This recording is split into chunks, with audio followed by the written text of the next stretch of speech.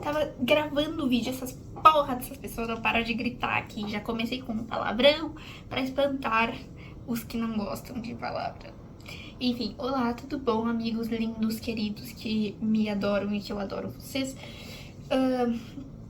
Hoje vídeo para prova de história. Os conteúdos são capítulo 8 e 10 do livro. Capítulo 8 é rebeliões nativistas separatistas, Revolução do Porto, período joanino, independência do Brasil. E o capítulo 10 é Congresso de Viena e as independências e pipipi popopó. Então vamos começar. Vou começar pela parte do Brasil.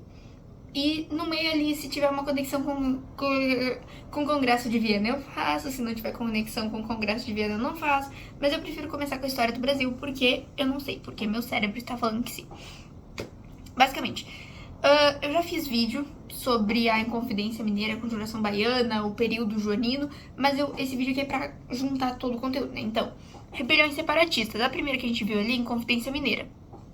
A Inconfidência Mineira, o que tá acontecendo? Bombou um tal de iluminismo lá na Europa. Não sei se vocês já ouviram falar do tal do iluminismo. Eu já ouvi falar do iluminismo. Pra quem não sabe o que é iluminismo, eu ouvi dizer que nesse canal aqui tem um vídeo, mas ele é meio longo, né, porque ele é focando no iluminismo. Então, basicamente, o iluminismo é um movimento muito filosófico, cultural e científico. O iluminismo é uma de pensamento. Não sei por que eu resumir o iluminismo, porque eu acho que todo mundo sabe o que é iluminismo, né? Não, vai ver alguém não sabe, não posso generalizar também.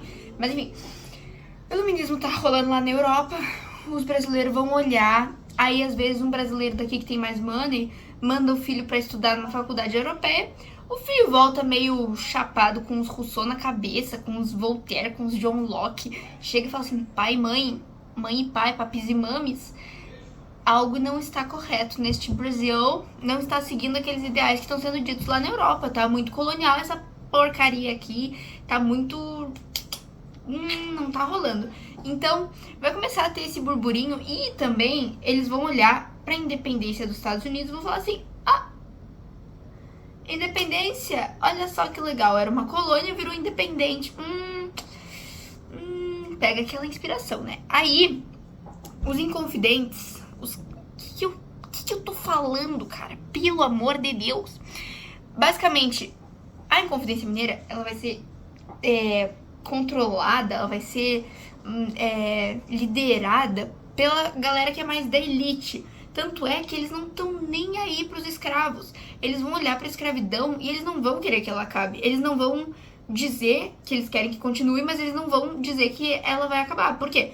Porque como eles são mais de elite, eles têm um benefício ou outro tendo escravos, porque é uma galera que trabalha pra eles, eles não têm que pagar, eles não têm que se preocupar com o bem dessa gente. Então, é uma visão bem fodida, se eu puder usar essas palavras de baixo calão, é uma visão bem fodida, assim, que eles tinham, mas é a visão que eles tinham. Então, era um movimento que, sim, eles queriam a separação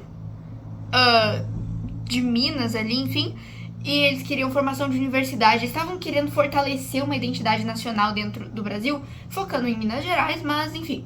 E vai ter um cara que vai ter basicamente um grupo ali principal, ali de uma galerinha que se juntava mais pra discutir essas coisas, e um dos caras desse grupo é o Tiradentes, que eu não lembro o nome dele, não sei o que, Xavier, né?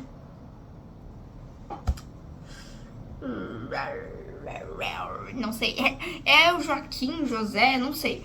Eu sei que Tiradentes, eu ia falar Xavier, Tiradentes, ele não era alguém importantíssimo. Ele era praticamente um Zé Ninguém.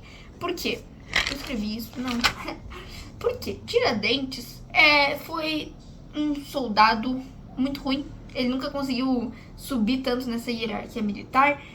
Depois ele acabou virando barbeiro, e barbeiro fazia tudo, então ele arrancava dente, não sei o quê. Ele nunca teve um papel muito forte, ele era um pobretão que tava fazendo parte desse movimento. E tinha uma galera da elite ali junto com ele, tramando essas coisas. Um dos caras que tava tramando junto, Joaquim Silveira dos Reis, ele tava olhando, tava ouvindo. E basicamente nessa época era muito comum que as pessoas tivessem dívidas com a coroa, porque era muito fácil se endividar, até porque eram os primórdios do Brasil virando um pouco mais...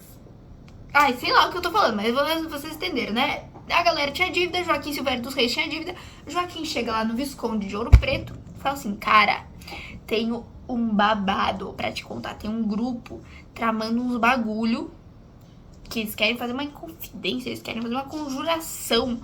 E eu vou te falar os nomes desses caras, se tu quitar minhas dívidas. Dito e feito, eles vão tomar nos...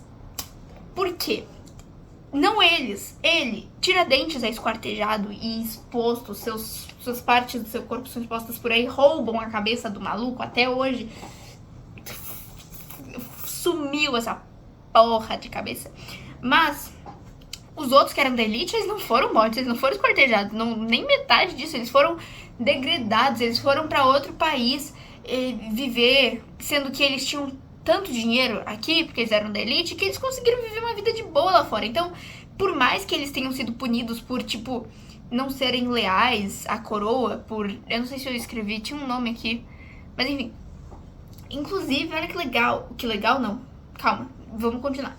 Eles, como eram de elite, pegava meio mal de sair matando doutor, de sair matando advogado. Então, mata o pobre, deixa os outros viver em outro país que eles conseguem continuar vivendo. E o pobre morreu no dia 21 de abril, que é o feriadão que tá tendo aí essa segunda-feira, então... Valeu, Tiradentes! Tamo junto! Conjuração Baiana, ela também tem esse aspecto separatista, só que a Conjuração Baiana, ela tem uma coisa diferente, que é a questão da escravidão, por exemplo. Porque a Conjuração Baiana, ela é um movimento de ordem muito mais popular, e a galera nessa massa popular tá olhando pra esse Brasil... que tá cheio de escravos, eles estão falando assim, cara, foda-se que eles querem escravo ainda. A gente é escravo, a gente é ex-escravo que conseguiu a alforria.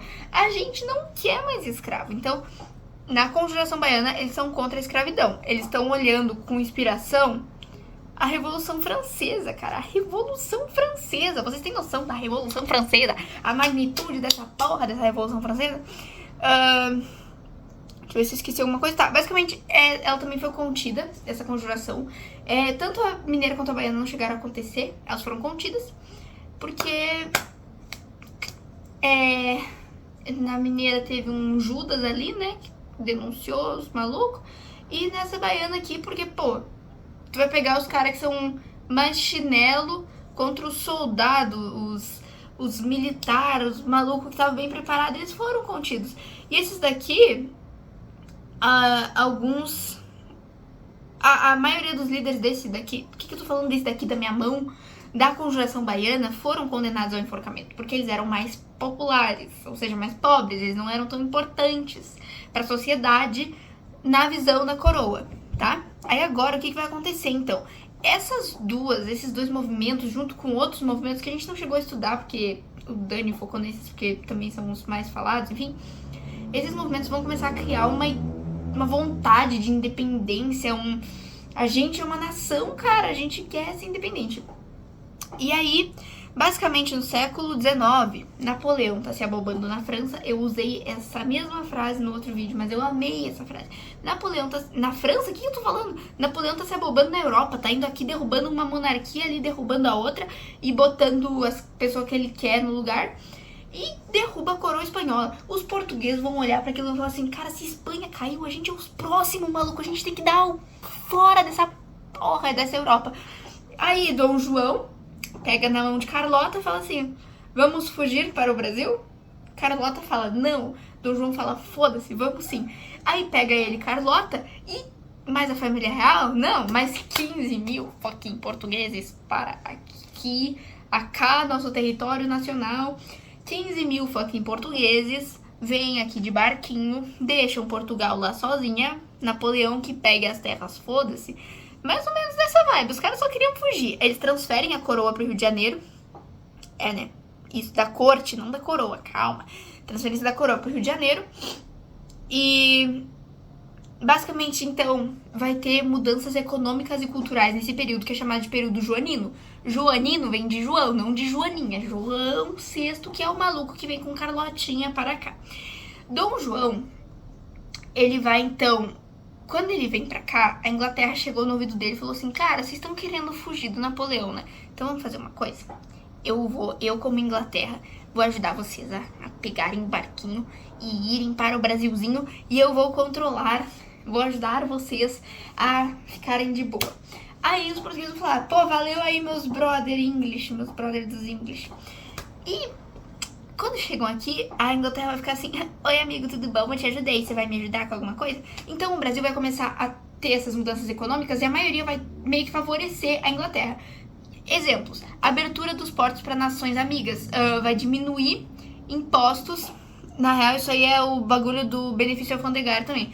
Mas então, o Brasil era um pacto colonial, tinha esse pacto colonial muito forte, vai começar a poder ter um pouco mais de comércio, vai ter muito produto inglês entrando aqui, tanto é porque agora sim o benefício alfandegário, todos os países recebiam mais ou menos 24, 25% de imposto sobre seus produtos aqui dentro. Sabe quanto que era da Inglaterra? 15% de imposto, sendo que Portugal era 16%, ou seja, a Inglaterra ficou até mais baixo que o de Portugal, pra ver o nível da broderagem dos caras. Aí vai ter um alvará de liberdade industrial. O que significa isso? O Brasil vai poder ter manufaturas, porque antes tinha uma lei que não deixava ter manufaturas. Só que os brasileiros vão olhar e vão falar assim, cara, a gente já tá há um tempão tendo só agronegócio. Agro, e plantação e agricultura. Se a gente começar a tentar fazer coisa industrial, a gente tá com a fucking Inglaterra na segunda revolução industrial no nosso cangote. A gente vai querer vender um produto de manufatura contra os malucos que estão com as máquinas, que estão com os ferros, que estão a todo fucking vapor. Ia fazer mais sentido se fosse a primeira revolução industrial, mas enfim. Então os brasileiros, meio que, por mais que eles possam fazer manufaturas, eles vão evitar. Aí vai ter um Banco do Brasil enfim. Aí a parte cultural vai ter uma biblioteca nacional, faculdade de medicina, projetos artísticos e plantação, como é que é isso aqui? Jardim botânico. Toda essa vibe pra enaltecer a cultura brasileira e vai ter imprensa régia pros analfabetos ler, né? Ai, que lindo esse país. E aí vai acontecer uma coisa que vamos pegar o gancho do Congresso de Viena. No caso, tem mais uma coisa antes do Congresso de Viena. Mas o que tá acontecendo? Isso aqui é 1815 por ali. 1815 tá acontecendo o Congresso de Viena. Congresso de Viena tem essa vibe conservadora que quer que voltem os impérios, as monarquias, enfim. Aí eles vão olhar pro Dom João e falar assim, amigo, a tua coroa é de Portugal, não é desses Brasil aí. Então tu trata de voltar pra lá.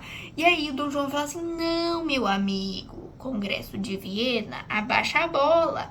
Porque aqui o Brasil é o Reino Unido a Portugal. Então eu estou tranks. E aí o que ocorre? Dom João fica aqui até mais ou menos uns 6, não sei da onde eu tirei esse número. Eu acertei, 6 anos depois vai ter uma revolução no Porto, em Portugal, e os caras vão falar assim, Dom João, volta seu chinelão, a gente tá precisando de ti aqui, porque a gente tá sem ninguém nessa porra de Portugal. E Dom João fala assim, ok, I'm going back. E ele deixa aqui Dom Pedro pra ficar aqui no Brasil, ele também vai tomar pressão pra voltar, não sei o que. Só que aí ele vai proclamar a independência, ele fica no Brasil, o dia do fico, que não é mais comemorado, mas ele fica no Brasil e ele vai fazer o Brasil ser independente. Aí vão acontecer umas coisas ali no período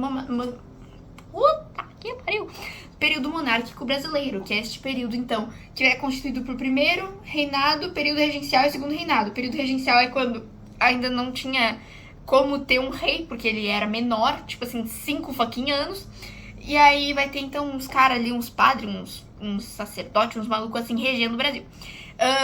Destaques, primeiro reinado, Constituição, segundo reinado, revoltas regionais, que aí tem a farroupilha, né, mas aqui segundo reinado, então tem a Guerra do Paraguai, que é a coisa assim, uau, e a Guerra da Escravidão, o que eu ia falar? Abolição da escravidão. E agora, rapidamente, Congresso de Viena, eu gastei muito tempo. Gente do céu, eu gastei muito tempo com a parte do Brasil, mas é porque tá bem completo, né, esse videozinho. Vamos combinar que o videozinho tá bem completo? Tá bem completo. Congresso de Viena, então, basicamente, no Congresso de Viena, eu já tinha dado um gostinho ali pra vocês, mas o Congresso de Viena, ele vai pegar essa vibe, assim, de toda essa revolta liberal que tá acontecendo no mundo, de Revolução Francesa, independência dos Estados Unidos, e aí aqui o Brasil, independente também, o Congresso de Viena vai falar assim, stop, queremos de volta monarquias, queremos os territórios europeus antigos, porque Napoleão esbuceteou o mapa europeu que tinha. Ele pegou, ele virou de ponta cabeça, cuspiu, rasgou, pisou em cima. Ele fez o que ele bem entendeu na Europa. E, ok, parabéns pro Napoleão, ele fez o que ele quis. E aí os caras do Congresso de Viena, que eram, deixa eu ver, que eu anotei aqui, Inglaterra, Prússia e Áustria, majoritariamente, eram os que estavam ali olhando e falando assim, cara, a gente quer de volta nossos territórios na Europa, a gente quer as monarquias de volta, porque isso é o cúmulo, essas colônias virando independentes, não sei o que, pipipipopopó. Aí, cadê? Ah, eles também queriam voltar. Por exemplo, a Espanha, Napoleão tinha tirado o rei espanhol de lá, né, e tal. Então, eles queriam pôr de volta essas coroas. Aí vai ter duas coisas que vão ser criadas. A Santa Aliança, que é um exército internacional pra mexer aqui na América. Essa Santa Aliança vai pegar aqui na América e não vai deixar, não vai querer... puta merda, não sei falar. Essa Santa Aliança, ela vai mexer aqui dentro. Olha que contraditório, né? A Santa Aliança fazendo guerra pra não ter independência, mas enfim. E a Confederação Germânica também, que é um aglomerado aí de países de hoje em dia, enfim, estados, regiões que depois vem a ser a Alemanha. Mas então vai ter algumas revoluções liberais na época do Congresso de Viena, porque já estava tendo uma liberalização do mundo, vem o Congresso de Viena, vai ter mais liberalização. Então, mais ou menos ali em 1920, vai ter Constituição na Espanha. Na Itália rola uns bagulho ali, que na Itália tava tendo o movimento carbonário, ele vai ser reprimido. E Portugal tem a Revolução Liberal do Porto, que eu já falei, tipo assim, há uns 3 minutos atrás, eu acho. E... o que é isso aqui? Tá. Basicamente tá tendo enfraquecimento desses grandes impérios, desses absolutismos, dessas coisas meio de Idade Média que ainda persistiram até o século fucking XIX. Tipo assim, é óbvio que tava tendo que cair essas coisas. Aí lá por 1930, olha que loucura. O filho do Luís da França lá, o Carlos, eu escrevi Carlo, deve ser Carlo X, ele vai ser derrubado. Pois ele tinha visto a Constituição da França, falou assim, é uma Constituição, apaga. E aí ele foi apagado, né? Ele foi derrubado e o rei burguês, que é o Luís Felipe de Orleans, sei lá das quantas, foi colocado no lugar. E aí vai trocar, então, a família real da França, que antes era os Bourbon e agora vai virar esses Orleans aí das caralho a quatro. E ele é um rei burguês, entre aspas, justamente por esse caráter liberal que ele tinha. E aí também vai ter separação da Bélgica. Aí por 1948 vão surgir ideias então de darwinismo social e manifesto comunista. Por que surge essa ideia do darwinismo social, por exemplo? Vamos pensar comigo aqui. Pois os caras precisavam de uma desculpa, cara. Tava perdendo as colônias aqui na América. Eles precisavam de uma desculpa pra ir colonizar a África e a Ásia. Então eles vão pegar e vão falar assim, não, cara, é porque tem seres humanos que são mais aptos a viverem, tipo, pra liderar, e os que não se adaptarem, tipo, a gente vai dominar eles, né? E é basicamente isso do darwinismo social, é bem... E lá por 1948 também vai acontecer na França um movimento que vai instalar a Segunda República. Por quê? Sendo que o porcaria do Luís Felipe tinha recém sido colocado lá, o que aconteceu? Ele vai começar a proibir alguns pensamentos políticos, porque senão ele ia perder, talvez, poder. Só que, na real, ele perdeu o poder por ter proibido pensamentos políticos, né? E aí, essa Segunda República que vai ser instaurada, então, o sobrinho do Napoleão Bonaparte é quem vai entrar na Segunda República, se não me engano, da França. E aí, isso aqui vai gerar o que a gente chama de Primavera dos Povos. Por quê? A Primavera dos Povos, pensa na primavera que começa a florescer várias flores, vai começar a florescer essa coisa meio liberal, meio independente em vários povos da Europa. Então, bem rapidinho agora, parte das unificações. A unificação da Itália vai ter três grupos italianos, basicamente. Camisa Vermelha, Jovem Itália e Ressurgimento. Camisas Vermelhas, eles são republicanos e eles são uma vibe mais popular, que tem os Garibaldi desse lado. Jovem Itália é republicano, só que são liberais, assim, também. E o Ressurgimento é a monarquia. A monarquia acaba ganhando, a Itália meio que se unifica por causa dessa monarquia, e esse projeto monarquista, ele vai chegar lá em Roma, falar assim, Roma é nossa capital. O Papa vai falar, não é não.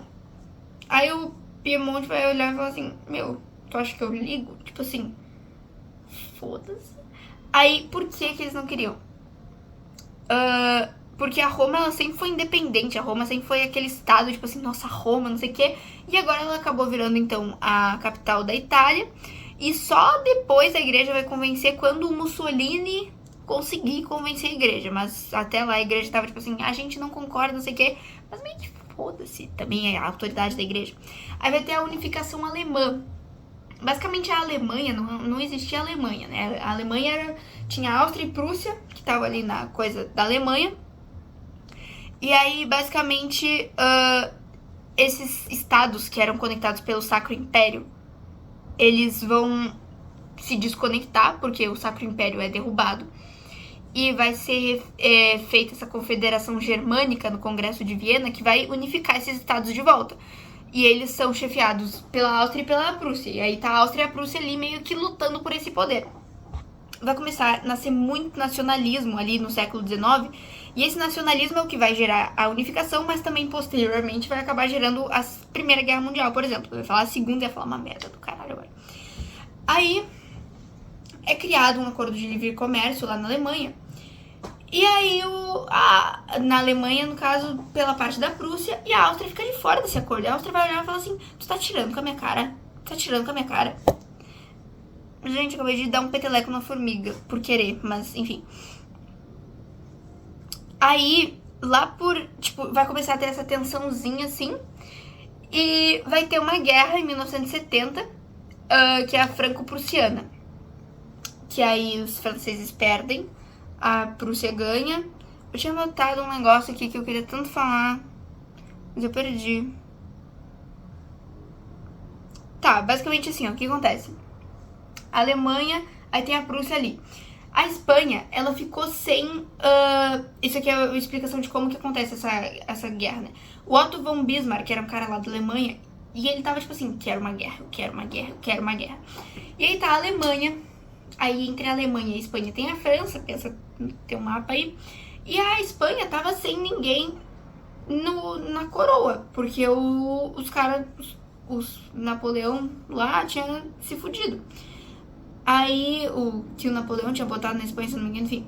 Aí o Otto von Bismarck, que tava lá na Alemanha, ele fala assim, cara, põe um alemão lá na Espanha. E eles tentam pôr. Só que a França, ela vai falar assim, cara, não. Pelo amor de Deus, eu vou ficar entre alemães. Nossa senhora, praticamente. Então, aí eles vão fazer um acordo lá. Só que o Otto von Bismarck, ele vai trocar o arquivo desse acordo e vai meio que tirar a onda com a cara da França. E aí eles fazem com que a França se renda, depois porque vai ter uma guerra, a França vai acabar se rendendo. A Alsácia-Lorena vai se incorporar com a Alemanha, que é um território cheio de ferro e carvão. E, enfim, vai ficar essa tensão aí. E por último, bem rapidinho, que o vídeo tá mais longo do caralho. A América Espanhola, basicamente ela vai ficar independente porque os caras que estavam aqui, que eram os caudilhos, por exemplo, se não me engano, os caudilhos... não sei se é os caudilhos não, na real. Talvez. Basicamente os espanhóis que estavam na América Espanhola trabalhando, eles estavam trabalhando pra coroa. E assim que Napoleão põe José Bonaparte, que é o seu irmão, não lembro, o cara que é da família dele, os espanhóis que estão olhando daqui pra Espanha vão falar assim, cara, eu não quero servir esse José Bonaparte, eu quero servir ao meu rei. Então eles vão começar a fazer umas revoluções malogradas, chamadas revoluções malogradas, que elas não vão dar muito certo, mas eles vão tentar fazer uma revolução mesmo assim. Aí depois de um tempo o Napoleão vai ser derrotado, né, lá na França, enfim. Vão começar a surgir novas independências, que aí tem o San Martín e o Simão Bolívar. Que os dois vão querer independência, só que o San Martín, que é uma vibe mais monarquia parlamentar, Simão Bolívar uma república federalista. Ele queria que mais ou menos aqui a América do Sul fosse os Estados Unidos, só que da América do Sul. Meu Deus. Ah, tá. Aí, basicamente, não vai dar tão certo essa unificação. Não é que não vai dar certo, mas ela vai ter muita repressão, porque tanto os Estados Unidos quanto a Inglaterra e esses caudilhos, que eram uns caras daqui que, tipo, eram meio que grandes fazendeiros, enfim, tipo, não fazendeiros, mas eles tinham muita propriedade aqui na América Espanhola, eles não iam querer aceitar isso, então vai ter essa repressão. Aí aquela parte dos Estados Unidos no século XIX não cai na prova ainda, tá? É só isso aqui. Esse vídeo ficou meio longo, eu vou tentar dar uma editada, vou botar capítulos nesse vídeo, porque meus haters falaram que não tava bom sem os capítulos. Era isso, gente. Um beijo e um queijo.